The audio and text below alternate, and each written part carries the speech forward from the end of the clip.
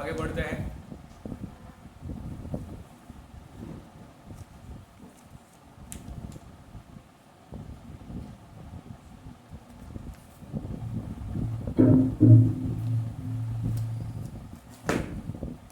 ठीक है अभी।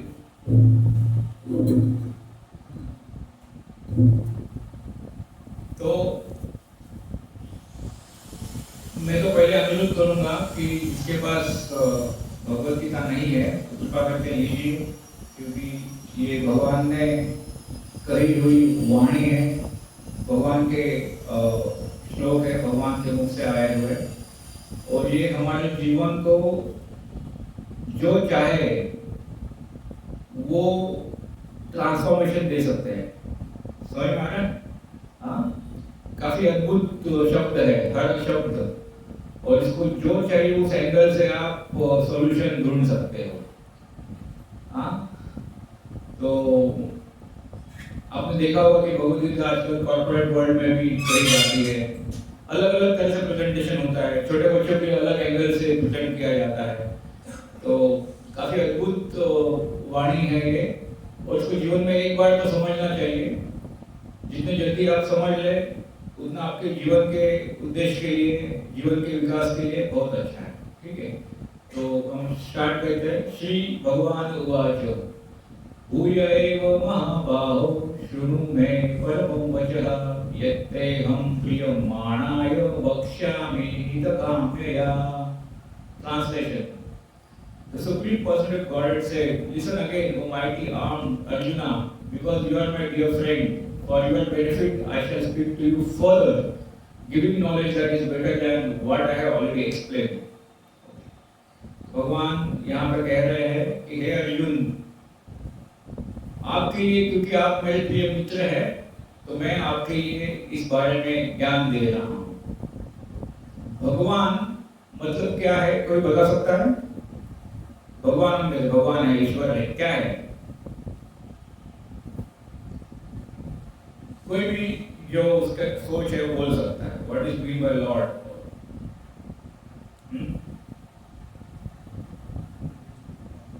क्या? ब्लिसफुल,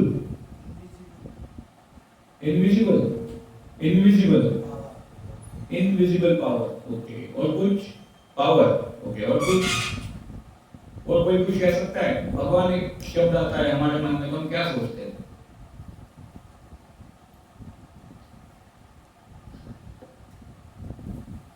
पानी है क्या? थोड़ा थैंक यू। क्या सोचते हैं जगन्नाथ प्रभु? बोलिए, आप भी बोल सकते हैं, ऐसा कुछ नहीं।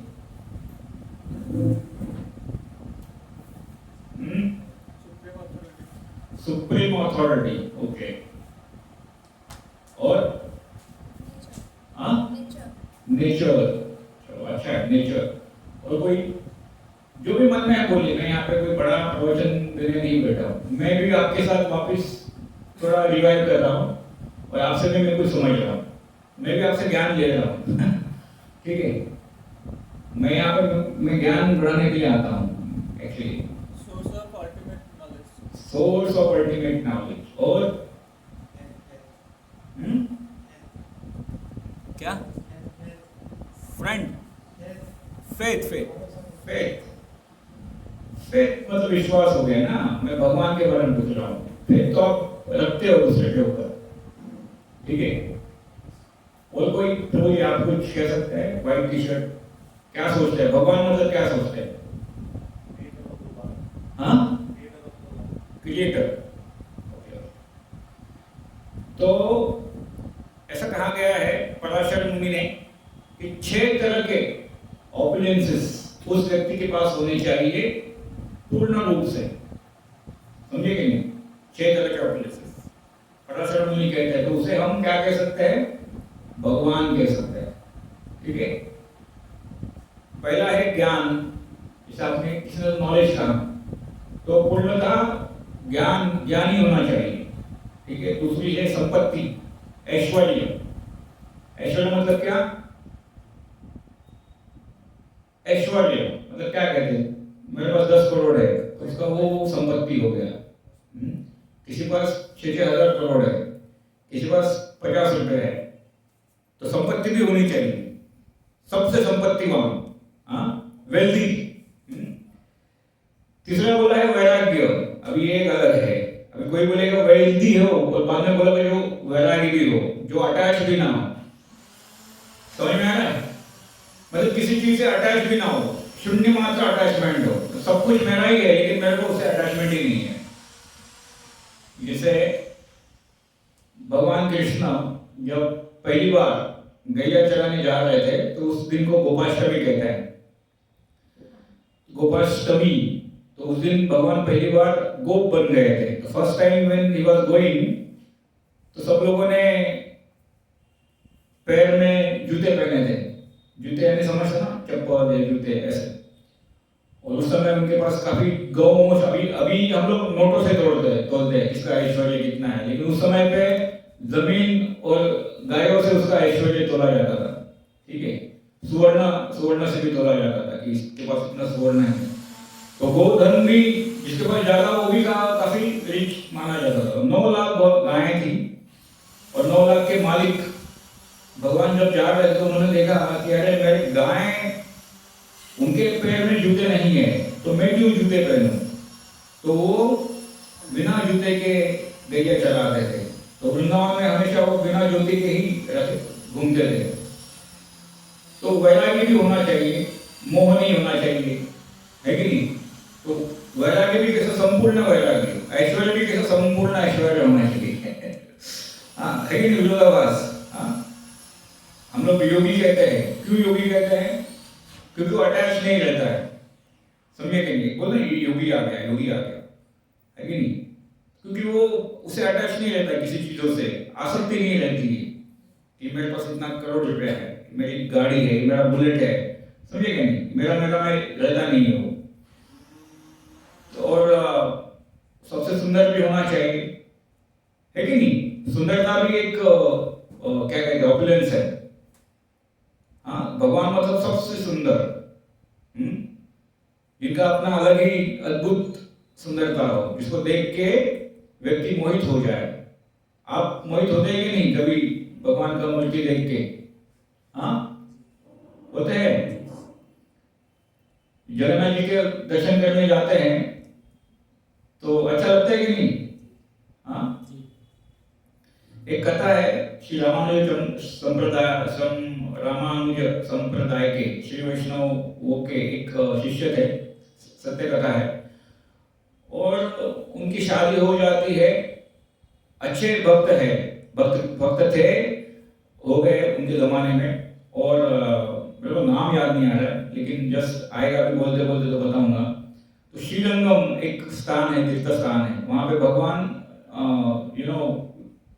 अनंतनाग पे सोए हुए अवस्था में है।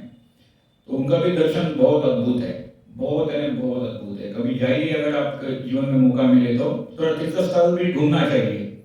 हाँ, रामेश्वर जाएंगे, वो भी 4 धाम में से एक है, उसके नजदीक ही श्रीरंगम है। तो उनकी शादी एक बहुत ही सुंदर स्त्री से हो जाती है, इतने मतलब पूछो मत, बहुत सुंदर स्त्री से हो जाती है। वो उसको शादी करनी तो उनके आचार्य शादी करवा देते। ठीक है, तो प्रोसेशन चालू रहता है भगवान का, जैसे इसे कहते हैं ब्रह्मोत्सव। साउथ इंडिया में ब्रह्मोत्सव नाम सुना है, जिसमें उत्सव डिटीज को ले बाहर लाया जाता है कीर्तनों के साथ। काफी अच्छा ऑपुलेंट मतलब प्रोसेशन रहता है। तो वो जो व्यक्ति है, तो वो जो व्यक्ति है, सब लोग जा रहे हैं, लेकिन वो अपने पत्नी के ऊपर छाता पकड़ के उसको धूप से बचा रहा था। समझे कि नहीं? और उसको ही देखते जा रहा था। ठीक है, तो जब उनके आचार्यों की दृष्टि उनके ऊपर पड़ी कि भाई ये क्या कर रहा है, हम तो सब प्रोफेशन में है, तो उसकी बीवी है मानते, लेकिन यहाँ पे भी एकदम उसको ऐसे ऐसे ऐसे करके जा रहा है। तो थोड़ा सा आगे बढ़ने के बाद जब थोड़ा रुक जाता है तो पूछा, अरे आप क्यों अपनी पत्नी के साथ ज्यादा ये कर रहे हो? प्रोफेशन है, भगवान का कीर्तन करो और प्रसाद वगैरह खाओ, और थोड़ा और लगता है ये, वो तो आपके साथ ही ना, घर में आएगी ना, इतना टेंशन क्यों ले रहे हो? तो नहीं, मैं उसकी सुंदरता से इतना मोहित हूँ कि मुझे और कोई सुंदर चीज इसके बिना नजर नहीं आ रही है, ठीक है। मेरी बीवी ही सबसे सुंदर है, तो वो बोलते हैं अरे तुम्हारी बीवी से भी लाख स्त्रियां सुंदर है, समझे कि नहीं? तो नहीं नहीं, मेरी बीवी ही सुंदर है, इसके आंख मुझे बहुत पसंद है, इसके मतलब लाइक कमल नयन ऐसे। तो वो देखते हैं और अभी गुरु रहते हैं तो वो उनके मन में आता है कि भाई ये शिष्य तो अलग विषय में अटैच हो गया है, ठीक है। तो उसका उद्धार के लिए उसको थोड़ा, तो अगर मैं आपको इनसे भी सुंदर आंखें दिखा दूं, क्या बोलते हैं, हाँ, अगर तुम्हारे बीवी की तुम्हें आंखें बहुत सुंदर लगती है, तो मैं अगर इनसे भी सुंदर आंखें दिखा दूं, तो क्या तुम तुम्हारे बीवी का मोह छोड़ दोगे? तो वो बोलते हैं कि अरे बीवी का इससे सुंदर हो ही नहीं सकता, तो छोड़ दोगे क्या? अगर तुम्हें अगर अंदर से ऐसा फील हो रहा है, फील हो जाए कि ये सच में सुंदर आंखें हैं, तो बोलते हाँ छोड़ दूंगा, आप जो बोलेंगे वो करूंगा। तो ठीक है चलो आ जाओ शाम को। तो आप अगर श्रीरंगम गए हैं तो वहां पे अंदर ऐसा लाइट नहीं लगाते हैं, सब दिया रहता है ना, तिरुपति बालाजी में कैसा रहता है, ऐसे दियों का प्रकाश रहता है। और शाम को उसको बुलाते हैं और संध्या आरती में उसको अंदर ले जाते हैं गर्भगृह में। और जब वो आरती, मतलब बहुत ऑपुलेंटली सेवा होती है वहां पे, मतलब अगर आप सुबह जाएंगे तो जो मंगल आरती में खुद गज आ जाते हैं, गायन आ जाती है, हाथी आ जाता है, बहुत अद्भुत है। आप कभी जाइए, अच्छा लगेगा आपको। और शाम को जब वो आरती हो रही थी तो इतनी बड़ी आरती जो भगवान के मुख के नजदीक से जाती है, तो उनकी आंखें एकदम बहुत अच्छे से ग्लो होती है। और और फिर वो टर्न का ऑफिस जाती है तो एकदम जैसे वो, तो अद्भुत फीलिंग होती है उसको, ठीक है। और वो उसको देखते ही रहता है। और बोलता है कि सच में इनसे सुंदर रूप, इनसे सुंदर आंखें, इतना सुंदर मैंने कभी देखा नहीं, और रियली इनकी सुंदरता अद्भुत है। अभी आप देखेंगे कि आचार्यगण ने कितने सारे श्लोक लगाए हैं भगवान की सुंदरता के ऊपर। तो आचार्य उनको कहते हैं, उनके गुरु, कि अगर जस्ट ये शिला के मूर्ति को लेके आप कह रहे हैं कि भगवान सुंदर है, तो जब वास्तव में दर्शन करोगे तो क्या होगा, समझे कि नहीं? आप पूरे मंत्र मुग्ध हो जाओगे। ध्रुव महाराज की कथा आती है भागवतम में, वो छोटे बालक थे लेकिन कुछ अपमान के वजह से जब एक ऊंचा स्थान पाने के लिए वो तपस्या करते हैं, तो उनके मन में पहले तो इच्छा रहेगी कि मैं इतना बड़ा पद पा लूं जो ब्रह्मा जी से भी ऊंचा, ठीक है। अभी ध्रुव महाराज मतलब कौन से परंपरा से, ब्रह्मा जी खुद उनके दादा थे। वो बोलते कि मेरे को मेरे बाप के गोद से धक्का मार के बाहर किया है, तो मैं ऐसा पद लूंगा जिससे कोई मुझे छू ना पाए, सबसे ऊंचा रहेगा। नारद मुनि कहते कि अरे ये क्या नॉनसेंस है, आपका भी खेलने का समय है और आप अभी तपस्या करोगे। तो ज्यादा उसमें डिटेल में ना जाते हुए, जब उनका डेडिकेशन देख के नारद मुनि उनको आशीर्वाद देते हैं, तो 5 महीने में ही वो भगवान को प्राप्त कर लेते हैं, ठीक है। अभी इच्छा तो बड़ी थी कि सबसे बड़ा ऊंचा पद चाहिए। मेरा हिंदी क्लियर है ना, मैं फास्ट नहीं बोल रहा हूँ। लेकिन जब वो भगवान को देखते हैं, वो बालक जब भगवान को देखते हैं, तो वो अपने क्या कहते हैं, जो उनकी इच्छा थी उसके बारे में कहते हैं कि मैं कांच के टुकड़े मांग रहा था। जो मेरी इच्छा थी it is like a glass, मतलब कांच के जैसा था। कांच मालूम रहता है गिर जाए तो टूट जाती है, तो उसका वर्णन करते हैं और बहुत रोते हैं, कहते हैं कि मैं क्या मांग रहा था, आपका रूप भी मेरे लिए जीवन है। सुंदरता ये भी एक बड़ा ऑपुलेंस है, समझे कि नहीं? और भगवान के पास तो अद्भुत सुंदरता है। वो हमेशा क्या रहते हैं, यौवन अवस्था में रहते हैं, वो बुढ़े नहीं होते कभी। कभी देखा है राम जी का फोटो बुढ़ापे में ऐसे कुछ, हाँ, बाल राम जी देखे होंगे, बाद में थोड़े, उसके बाद कभी देखा है आपने कृष्ण जी का फोटो बुढ़े में ऐसा कुछ देखा है? हाँ क्योंकि वो नित्य यौवन में रहते हैं। लेकिन हमारी जो सुंदरता है कैसी है, पूरी भौतिक है। थोड़ी देर में हमारे आंखों में चश्मे लग जाएंगे, हाँ, आंखें अंदर चली जाएंगी, बाल सफेद हो जाएंगे, बाल गिर भी जाएंगे, है कि नहीं? तो ये जो शरीर है ये भौतिक है, क्षणभंगुर है। और आगे बढ़ते हैं, क्या वीरता, क्या बोला है, वीर भी होना चाहिए, संपूर्ण वीर। जिसके आगे कोई रुक नहीं सकता है। हाँ, जैसे हम बोलते ना, इसने दो लोगों को फाइट किया, वीर है। महाभारत में तो भीष्म थे, उनको तो इच्छा मृत्यु का वरदान था। अर्जुन थे, पूरे सबसे बड़ा धनुर्धर उनके ऐसा कोई नहीं था, लेकिन वो भगवान के शरणागत थे। खुद जब राष्ट्रीय यज्ञ हो रहा था तो भीष्मदेव जी ने भगवान कृष्ण को चुना। कहा कि भले वो उनसे 2 जनरेशन के बाद आए थे, मतलब इतने छोटे थे, लेकिन फिर भी वो पहला प्रस्ताव रखते हैं कि कृष्ण जी को अग्रमान के उनकी पूजा की जाए, वो सबसे सम्माननीय है। तो कहने का तात्पर्य यह है कि वीर भी होना चाहिए, शूरवीर भी होना चाहिए, संपूर्ण। तो ये भगवान के 6 ऑपुलेंस है। अगर ये किसके पास है, ज्ञान, वैराग्य, यश, ऐश्वर्य, सुंदरता और वीरता, तो उस व्यक्ति को आप कह सकते हैं कि ये भगवान है। ये किसके अनुसार है? पराशर मुनि के अनुसार। तो हम आगे बढ़ते हैं और ओके, तो यहाँ पे भगवान कहते हैं, न मैं विदुषलक्षणा प्रभवं न महर्षयः अहमादिर्हि देवानां महर्षिणः सर्वशः। It means neither the host of demigods nor the great sages know my origin or appearances, for in every respect I am the source of demigods and sages। यहाँ पे वो खुद कह रहे हैं कि बड़े बड़े तत्वज्ञानी, बड़े बड़े त्रिकालदर्शी भी मेरे क्या कहते हैं, मेरे ऑपुलेंस को, मेरे ऑपुलेंस में तो समझते हैं ना, ऑपुलेंस और ओरिजिन को नहीं समझ सकते। और मैं ही सभी देवताओं का और ऋषियों का सोर्स हूं। आई am the source of demigods. Demigods मतलब क्या? देवता। और सेजेस मतलब क्या है? ऋषि मुनि। ठीक है, उनका भी मैं ही सोर्स हूं। आगे बढ़ते हैं। एतां विभूतिं योगं च मम यो वेत्ति तत्वतः सो विकल्पेन योगेन युज्यते नात्र संशयः। So, one who is factually convinced of this opulence and mystic power of mind engages in unalloyed devotional service, of this there is no doubt। तो भगवान यहाँ कहते हैं फैक्चुअली, मतलब कोई भी व्यक्ति, फैक्चुअली मतलब क्या?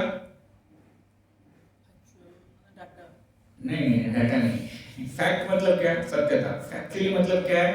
सत्यता से कन्विंस हो जाता है कि मेरे ऑपुलेंस में और मेरे मिस्टिक पावर में जो भी मेरी शक्ति है उसमें अगर वो कन्विंस हो जाता है, फैक्चुअली, ऐसे नहीं कि अंदर से कन्विंस हो जाता है, तो वो व्यक्ति मेरे डिवोशनल सर्विस में लग जाता है। एंड देयर इज, उसमें कोई संशय नहीं है। तो यहाँ पे भगवान कहते हैं कि आपको, जिसको भी उनके ऊपर श्रद्धा होती है, तो व्यक्ति हमेशा उनके बारे में सोचेगा और उनके डिवोशनल सर्विस में रहेगा। ठीक है, अगर भरोसा नहीं रहेगा या श्रद्धा नहीं रहेगी तो आप आगे बढ़ नहीं सकते हैं, है कि नहीं? हमारे जीवन के व्यवहार में भी हम देखते हैं, मैं अगर इनसे कुछ रिलेशन रखूं या कुछ लेन देन करूं तो पहले मेरे को भरोसा होना चाहिए, कुछ तो ट्रांसपेरेंसी होनी चाहिए, तो ही मैं कुछ दे सकता हूं, या उनके साथ एक मित्र रूप में कैसे तो जुड़ सकता हूं। अन्यथा हम क्या करते हैं? दूरी बनाए रखते हैं। तो जिनको इसके ऊपर भरोसा नहीं है, श्रद्धा नहीं, वो हमेशा दूर रहते हैं।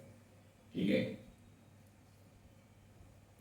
ये बहुत ही इंपॉर्टेंट श्लोक है, बहुत इंपॉर्टेंट श्लोक है। और इसमें 10वें अध्याय के 8वां श्लोक है, अहम सर्वस्य प्रभवो मत्तः सर्व प्रवर्तते इति मत्वा भजन्ते मां बुधा भाव समन्वितः। इट मींस, देखिए क्या कह रहे हैं, I am the source of all spiritual and material worlds. ठीक है, everything emanates from me। The wise who perfectly know this engage in my devotional service and worship me with all their hearts। भगवान यहाँ पे clearly कह रहे हैं कि मैं सबका बॉस हूं। समझे कि नहीं? सब कुछ मुझसे ही है, भले वो स्पिरिचुअल रहे या मटेरियल रहे। ठीक है, आई am the source of all spiritual and material.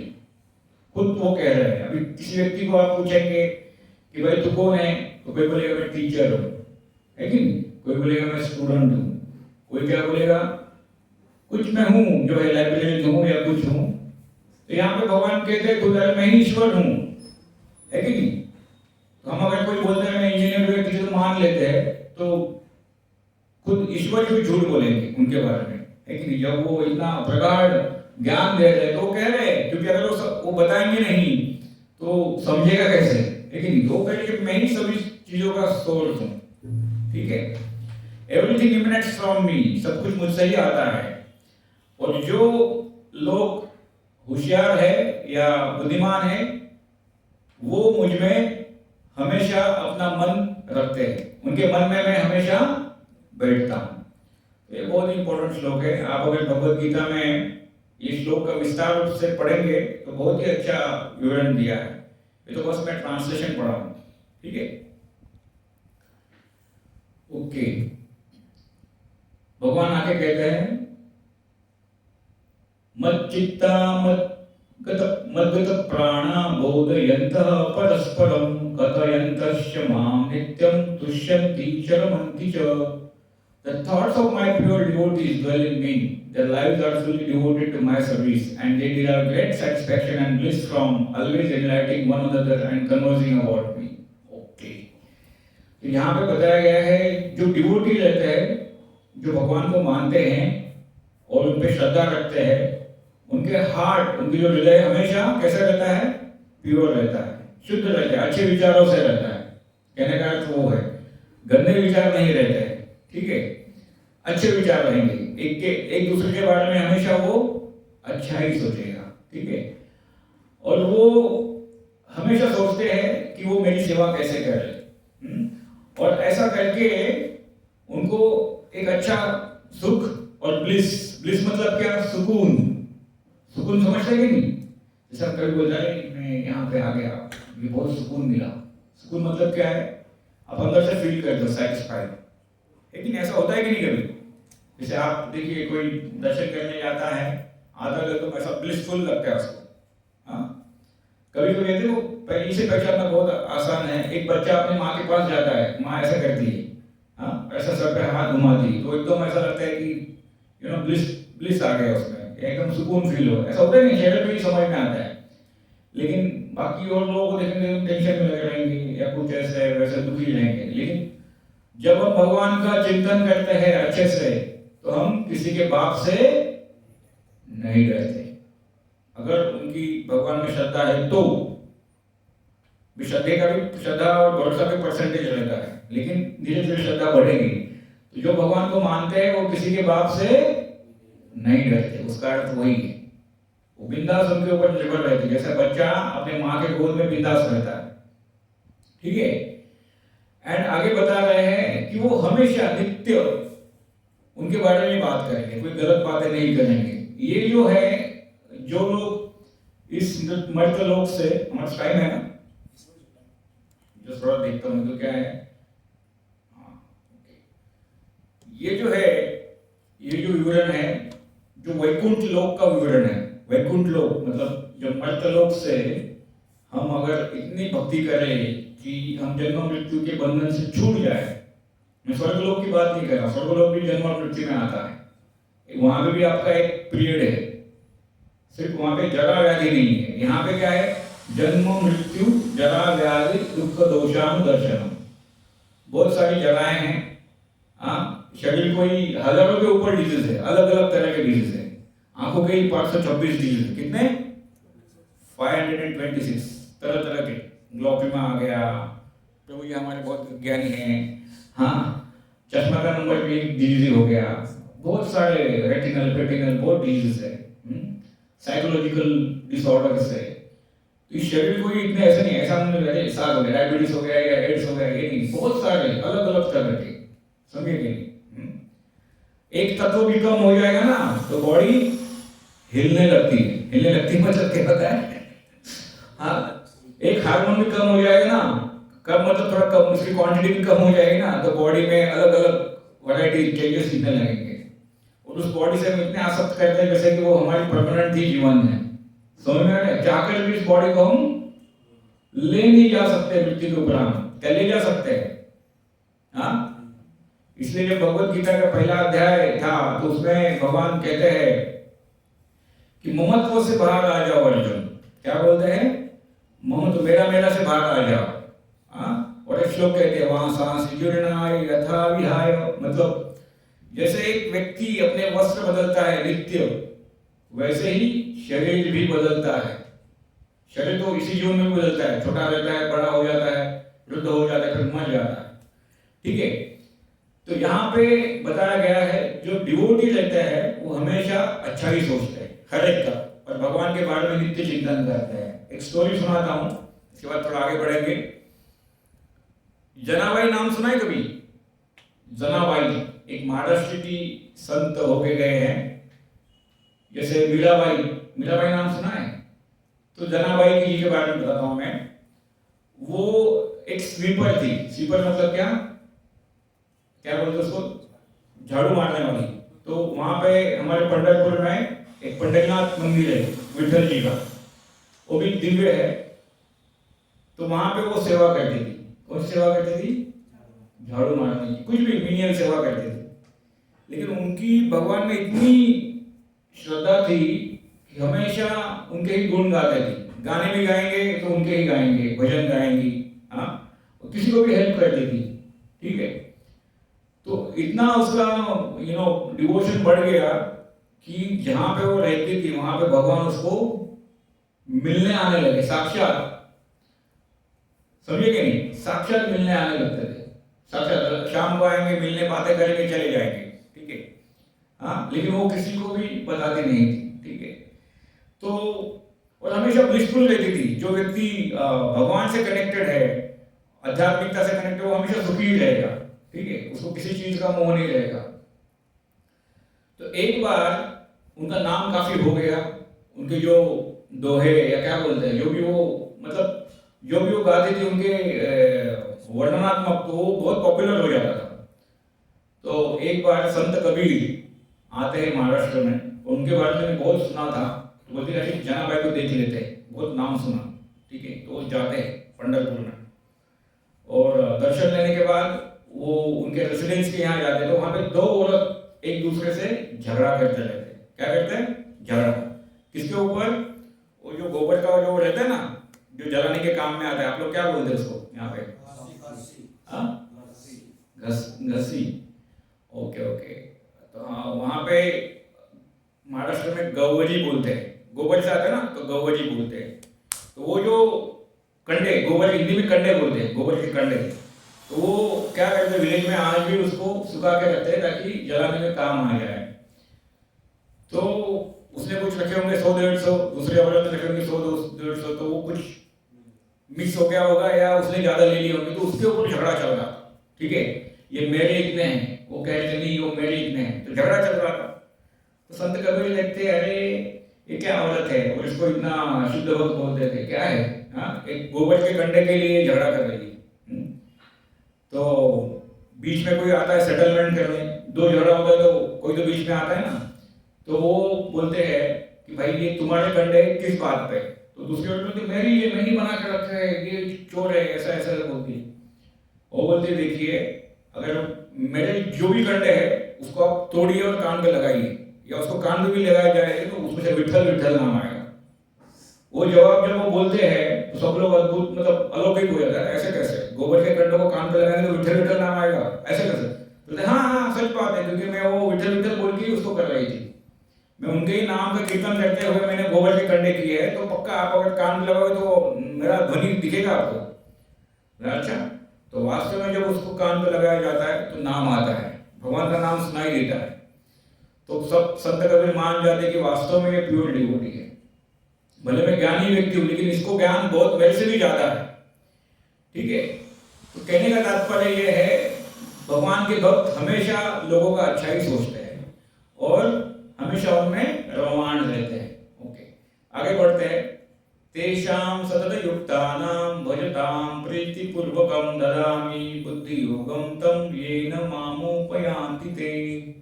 It means those who are constantly devoted to serving me with love, I give the understanding by which they can come to me.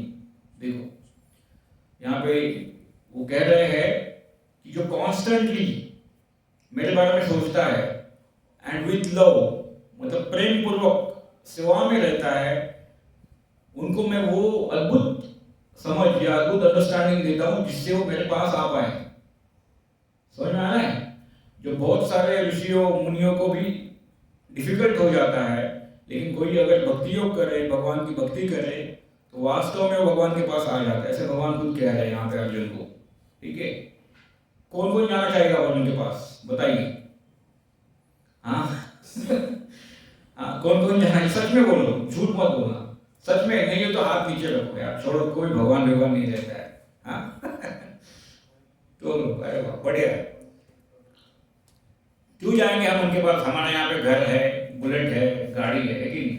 हाँ, अच्छा salary मिलेगा इधर तो, है कि नहीं? खाने पीने को है, क्यों जाएंगे उनके पास, है ना? छोड़ दो ये सब। हाँ, क्या क्या बोलो, कुछ तो बोला यहाँ पे कोई, बोलिए बोलिए, क्या बोले? क्यों जाएंगे भगवान के पास? क्या जाके मिलेगा? वैकुंठ वैकुंठ हम कहते हैं, जन्म मृत्यु बंधन से छूट जाओ। हाँ, क्यों जाना है बताइए? ये संसारी मोह है, ये सब गाड़ी घोड़ा धन संपत्ति सब मोह है। अपने हाथ ऊपर किया था क्या? हाँ जी, अपने हाथ ऊपर किया था अभी? हाँ जी। ओके ओके, ठीक है। मैं उस व्यक्ति से पूछूंगा जिसने हाथ ऊपर नहीं किया है, बोलिए। नहीं, कुछ भी अपना रिलेशन, कुछ भी white shirt, white T shirt, बताइए जो भी आपके मन में रहे, बोलो। नहीं था कुछ नहीं रहता है, भगवान क्या है, ये सब फालतू नहीं है, बोलो, कोई प्रॉब्लम नहीं है। मैं यहाँ पे आपसे ही सीखने आया हूँ। बताइए आपको क्या लगा? हाँ, जीवन का उद्देश्य भी वही है। क्या है पता है? मोक्ष पाना। मोक्ष मतलब भगवान के पास जाना। मनुष्य जीवन का उद्देश्य यही है, उसी के लिए मनुष्य जन्म मिला है। और ऐसा कहा जाता है मनुष्य जन्म सभी योनियों से श्रेष्ठ है, लेकिन उसका उद्देश्य वो है। सभी शास्त्र पुराण यही कहते हैं। हाँ, मुस्लिम धर्म में भी जाओगे तो वही बताएगा आपको, अल्लाह के पास जाना है कि नहीं? जो क्या आए थे यीशु, वो भी बोलते कि किंगडम ऑफ गॉड जाना है, समझे कि नहीं? सब लोग यही बोलते हैं, लेकिन क्यों जाए? हाँ, वहां खाने को मिलेगा। अरे सोचो कुछ तो, क्या बोलो बोलो बोलो, कुछ तो बोलो यार, क्या है? मैं बोल रहा हूँ ऐसा कुछ ये नहीं चल रहा है। हाँ, आपको क्या मेंटल प्रॉब्लम आ गए? मतलब जब ये सवाल आया तो क्या लगा आपको? हाँ, कुछ नहीं, अरे बोलो, कुछ भी बोलो। हाँ, बोलो ना ऐसा, अरे क्या कुछ नहीं, सब अपने दम पे रहता है, जो है हम देख लेंगे, समझे कि नहीं? ये सब क्या बोलते हैं उसको, झूठी बातें है कि नहीं? हाँ, तो फिर तो मैंने जब हमने पूछा तो आपने कहा नहीं, मतलब हाथ नीचे किए। मैं बस जानना चाहता हूँ, ऐसा कुछ ये नहीं कर रहा हूँ, क्यों ऐसा लगा नहीं जाना चाहिए, क्यों? नास्तिक नहीं हूँ। हाँ, भगवान पर विश्वास रखता हूँ, बट भगवान पर विश्वास जितना रखता हूँ, साइंस पर भी उतना विश्वास रखता हूँ। साइंस भी रखते हैं, भगवान भी रखते हैं, तो दोनों को प्रश्न, लेकिन यहाँ पे जो भी साइंस आप कह रहे हैं वो भी उनसे ही आ जाता है, समझे कि नहीं? देखिए, कुछ 2-3 श्लोक पहले एक था, वो जो मैंने बोला ना, ये श्लोक मतलब वो कह रहा है कि मैं बॉस हूँ, सब कुछ मुझसे ही आता है, भले वो स्पिरिचुअल हो या मटेरियल हो, साइंस भी, मतलब मटेरियल साइंस भी क्यों ना हो, वो सब कुछ मेरे से ही है और किसी से। अभी आप सपोज मोबाइल यूज कर रहे हैं, लेकिन आप 50 साल या 20-25 साल पहले एक व्यक्ति अगर मिलते हैं आपको, शायद ये उसको पूछेंगे, या 50 साल पहले वाला व्यक्ति कि भाई एक ऐसा भी उपकरण है जिसमें आप किधर भी जाके कौन सा भी वीडियो देख सकते हैं, उसमें वो शायद कैसेट यूज कर रहा होगा। कैसेट मतलब समझते हैं ना, एक पहले बड़ा सा ऐसा कैसेट आता था, बड़े ऐसे वीसीआर में डाला जाता था। उस समय अगर कोई बोलता आ रहा है ऐसा है जिससे मैं सब कुछ देख सकता हूँ, जस्ट वन क्लिक, तो क्या बोलेगा, साला तो झूठ बोल रहा है कि नहीं? तो साइंस ही साइंस को झूठ बोलेगा। तो बहुत सारी ऐसी चीजें हैं जिसको अभी तक उजागर करना बाकी है, समझ में आ रहा है? यहाँ पे कुछ ऐसा है कि अगर आप जाएंगे नासिक में, तो वहाँ पे जो अघोरी है, अघोरी जाने समझता है ना, और कुछ ऋषि मुनि है जो कुछ तपस्या कर रहे हैं, वो मंत्रों से अग्नि जलाते हैं, मैंने खुद देखा है, उनको माचिस नहीं लगता, समझे कि नहीं? वो ऐसा जस्ट लेके और जस्ट कुछ मंत्र बोल देंगे, अग्नि प्रज्वलित हो जाएगी। मैंने खुद देखा है, तो उसको क्या साइंस एक्सप्लेन करेगा? हाँ, वो मंत्रों का साइंस है, वो अपना उनका मंत्रों का, उनका ये कहना है कि विशेष पेरीमीटर पे आप उसका अगर उच्चारण करोगे तो वो जो शक्ति है वो वहां पे क्या होता है, आ जाती है। समझेगे नहीं? इसलिए कहा गया है कि कोई कितना भी चाहे ना, कितना भी मूर्तियों को या मंदिरों को मिटाए, इसका नाश कभी नहीं हो सकता है। भले गणपति का पूजा करें, गणपति उसको ब्लेसिंग दे सकते हैं, काफी सारे देवी देवता, तो ये भी वास्तव में है। समझेगा नहीं? ऐसा नहीं कि गणपति नहीं है या ये देवता नहीं है, वो है। मटेरियली असुरी शक्तियां भले थोड़ा हावी हो जाए, लेकिन इनको मिटा नहीं सकती है। समझेगे नहीं? इस चीज को कभी मिटा नहीं सकती है, क्योंकि वो वास्तव में है। मिशन मंगला में लॉन्च कर रहे हैं मंगलयान। मंगलयान, हाँ। इसरो सब साइंटिस्ट टेम्पल को जाते थे पूर्व।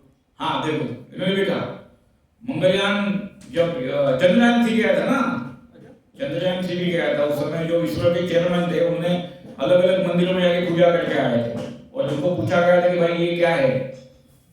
तुम तो साइंटिस्ट हो, वहां जाकर बोलते सो व्हाट, मेरी अपनी श्रद्धा है और मुझसे वहां से एनर्जी आती है और मैं आप लोगों के सेवा में उसको लगा रहा हूँ। से आया था ऐसे बोले तो। हाँ वेदास से आया था। हाँ, यस। तो अभी जो 4 वेद अगर किसी ने पढ़े होंगे, नहीं पढ़े होंगे, पढ़ा तो नहीं होगा पक्का, मुझे पता है, भगवत गीता के दूर से है, तो उसमें ऐसी ऐसी अद्भुत चीजें हैं जिसको उजागर करना बाकी है। समझ में आ रहा है? बहुत सारी अद्भुत चीजें हैं जिसको अब तक कोई घुसा नहीं है उसमें। समझेंगे?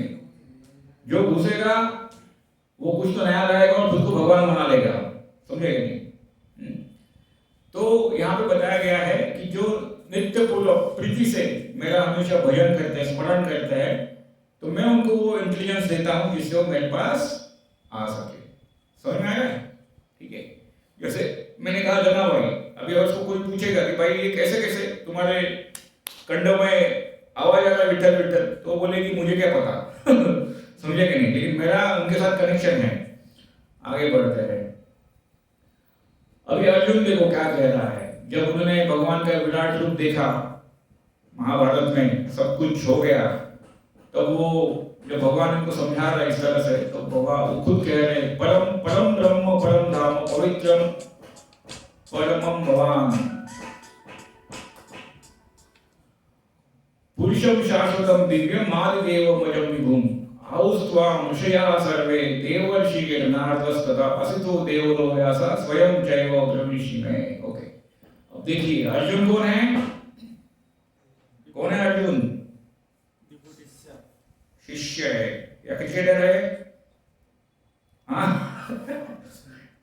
एक ने मैंने बोला अर्जुन कौन है, तो बोला क्रिकेटर है। ऐसा एक बार हुआ था क्या? एक ने सच में ऐसा करा था। मैं नहीं था, दूसरा प्रवचन करता और ऐसे बोल दिया अर्जुन कौन है पता है? तो एक ने हाथ किया क्रिकेटर। बोला अरे कैसे? बोला अर्जुन तेंदुलकर। तो इतना क्रिकेट भरा है आजकल के लोगों में, क्रिकेट एंड फिल्म क्या है? ओनली बॉलीवुड और क्रिकेट, और कोई एडिक्शन, बाकी एडिक्शन भी रहेगा लेकिन कम रहेगा। लेकिन ये जो एडिक्शन है ना, कमाल का है, मतलब बहुत कमाल का एडिक्शन है। हाँ, इंडिया में तो ज्यादातर यही चलता है, हाँ, बॉलीवुड और क्रिकेट। हाँ, लेकिन अर्जुन कौन है? वो पूरे यूनिवर्स का श्रेष्ठ योद्धा है। समझेंगे नहीं? और ऐसे योद्धा जब उसके मन में आता है कि मैं ये सब युद्ध जीत के भी मैं क्या करूंगा, उससे अच्छा मैं जंगल में चला जाऊं, और भगवान उसको समझा दे नहीं भाई तुम्हें तुम्हारा कर्म करना है, और अभी कैसे करना है? निष्काम रूप से। तो वो कह रहे हैं अभी you are the supreme personal Godhead, the ultimate abode, the purest, the absolute truth. You are the eternal, transcendental, original person, the unborn, the greatest. All the great sages such as Narada, Asita, Devala, Vyasa confirm this truth about you, and now you yourself are declaring it to me. It means वो कह रहे हैं कि हे भगवान, मैं समझ गया हूँ कि आप सुप्रीम पर्सनालिटी ऑफ गॉड हो, आप परमेश्वर हो। समझे कि नहीं? और आप कैसे हो? इटर्नल हो, आपका कोई जन्म नहीं है, और सबसे महान हो। और ये सिर्फ मैं ही नहीं कह रहा हूं, जो नारद, असिता, देवला, बड़े बड़े व्यासदेव ये सब कह रहे हैं। ठीक है, आगे बढ़ते हैं। क्या है क्या मैं? ओके, सो ये इंपॉर्टेंट श्लोक है। तेषां सतत युक्तानां भजतां प्रीतिपूर्वकं ददामि। हो गया क्या? ओके ओके, चलो यही है 10.9 वर्ड्स। मच्चिता मद्गत प्राणा बोधयन्त परस्परं कथयन्तश्च मां नित्यं तुष्यन्ति च रमन्ति च। Okay, the thoughts of my pure devotees dwell in me. Their lives are fully devoted to my service, and they derive greatest satisfaction and bliss from always enlightening one another and conversing about them. ये repeat हो गया क्या? शायद ये double आ गया। ठीक है, अच्छी बात है। इसको मैं थोड़ा अलग तरह से समझाता हूँ। एक बार आप भगवान के भक्त बन जाओ तो क्या होता है, आप नित्य सुखी रहोगे। आपके मन में हमेशा अच्छे विचार रहेंगे। बुरे विचार रहेंगे तो क्या होगा, डिस्टर्ब रहोगे, है कि नहीं? बुरा विचार मतलब क्या, बुरी सोच, कुछ तो करूं जिससे कुछ हो जाए गलत, तो वो व्यक्ति क्या रहेगा, सुखी थोड़ी रहेगा। अच्छे विचार वाला व्यक्ति जो सबके बारे में अच्छा सोचता है वो सुखी रहेगा, ठीक है। और यहाँ पे ये जैसे मैंने पहले कहा कि ये वैकुंठ धाम में होता है। मतलब अगर आप जन्म मृत्यु के बंधन से छूटकर भगवान के पास जाते हो तो नित्य रूप से ऐसे रह सकते। अभी हम यहाँ पे सोचते हैं ये सब करने के लिए किसके पास समय है कि नहीं? कोई भी सोचेगा, बराबर है, ये सब कौन करता है? भगवान के बारे में कौन बात करेगा? हमेशा अच्छी बातें भी कौन करेगा? मुझे मेरा कॉलेज जाना है, एक नेटफ्लिक्स पे एक सिनेमा देखना है, अभी नया मूवी आया है एनिमल या कुछ ये वो, हाँ, फिर क्रिकेट, अभी कुछ क्रिकेट भी चल रहा है कि नहीं, कसौटी चल रहा है, टेस्ट चल रहा है। ये सब के लिए क्या है, फालतूगिरी है। लेकिन वास्तव में वो फालतूगिरी है। हाँ, जो पढ़ाई कर रहे हैं वो आपके करने के लिए वो जरूरी है, क्योंकि वो तो आपका कर्म हो गया। ऐसा देखा गया है कि 100% में से 80% हम लोग सिर्फ हमारा टाइम वेस्ट करते हैं, कि नहीं? 80% आप देखोगे फालतू चीजों में लगे रहते हैं। मोबाइल ले लिया और वो अपना हैंड घूमते रहता है। मैं भी थोड़ा बहुत उसमें हूँ, झूठ नहीं कहूँगा, क्योंकि मोबाइल हाथ में रहता है, थोड़ा बहुत इधर उधर भी हो जाता है। तो हम सबको, मुझे भी ज्यादा से ज्यादा फालतूगिरी क्या करना चाहिए, बंद करनी चाहिए। और जो व्यक्ति जितना ऐसे करेगा उतना वो यश और कामयाब होगा, ठीक है। तो कहने का तात्पर्य यह है, एक बार जब ब्रह्मा जी को पूछा गया कि भाई सबसे श्रेष्ठ लोक कौन सा है, तो उन्होंने कहा वैकुंठ लोक। किसी ने कहा था स्वर्ग लोक, तो स्वर्ग लोक और क्या मेरा सतलोक, वो भी उसके सामने क्या है, कुछ भी नहीं है। जो ऐश्वर्य वैकुंठ लोक का है वो किसी भी लोक में नहीं है। और वहां पे भाई क्या ऐश्वर्य हो सकता है? हाँ, तो ब्रह्म संहिता में एक आखिरी श्लोक है जिसमें वो यही कह रहे हैं कि जो वहां के जो लोग हैं वो हमेशा नित्य भगवान को देखते हैं, ठीक है। और सब कुछ चिन्मय अवस्था में रहता है। चिन्मय अवस्था मतलब वहां पे पंछी भी आपसे बात करेंगे, हाँ, और सब कुछ चिन्मय रहता है।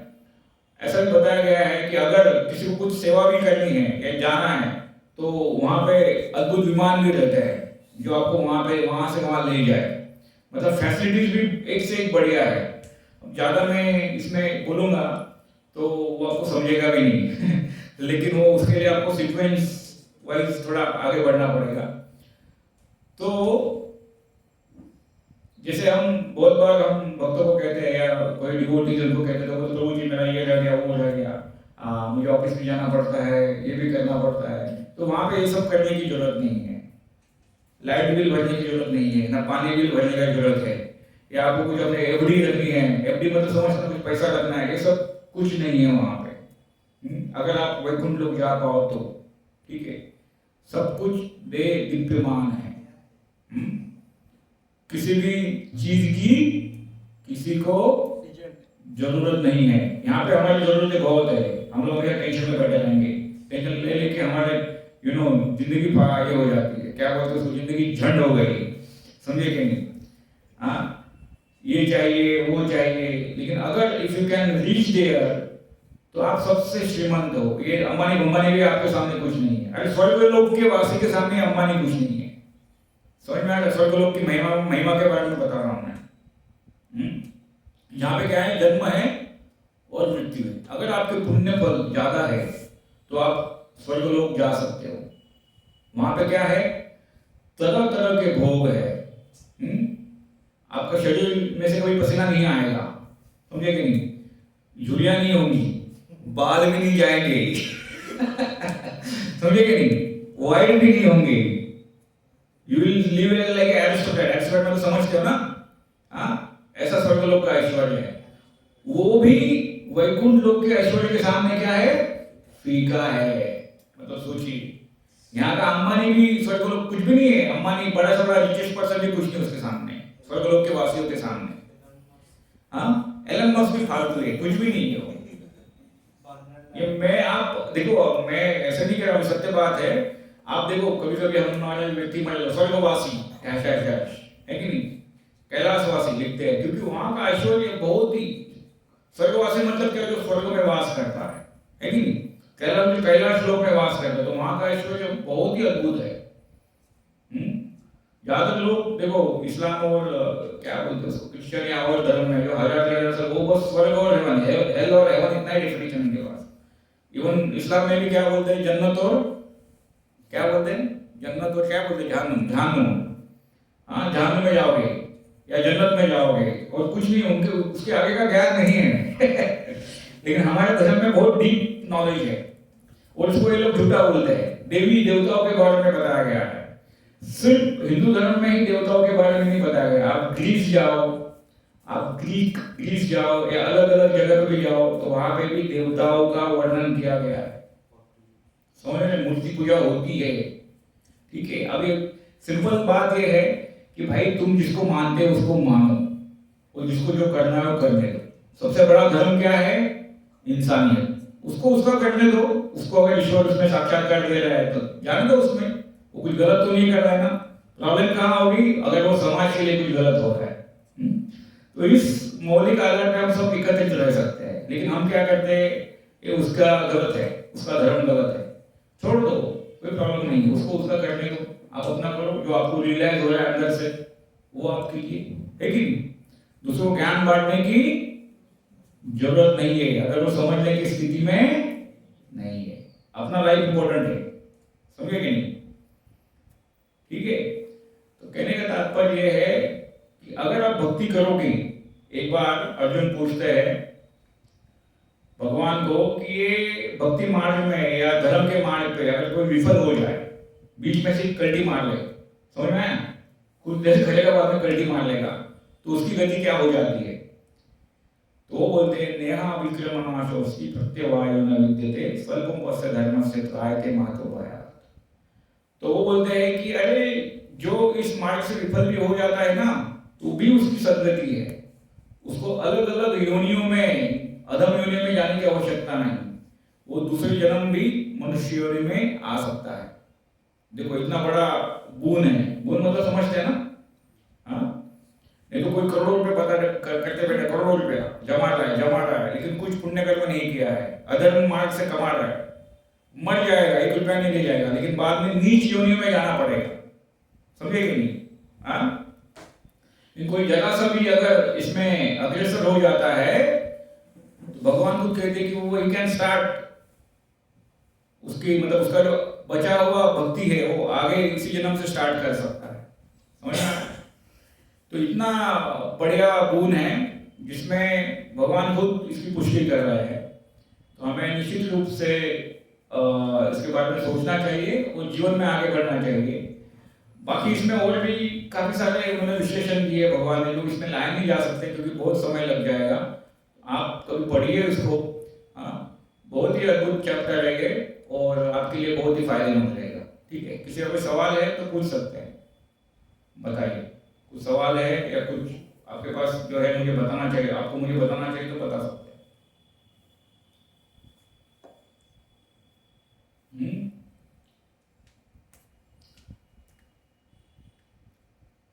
मନରେ କିଛି ପ୍ରଶ୍ନ ଅଛି ଭଗବାନଙ୍କର ଉପସ୍ଥିତିକୁ ନେଇକି? କିଛି ଯଦି ମନରେ କିଛି ପ୍ରଶ୍ନ ଅଛି ପଚାରିପାରିବେ। या कुछ डाउट है या कुछ भी हो बोल सकते हैं।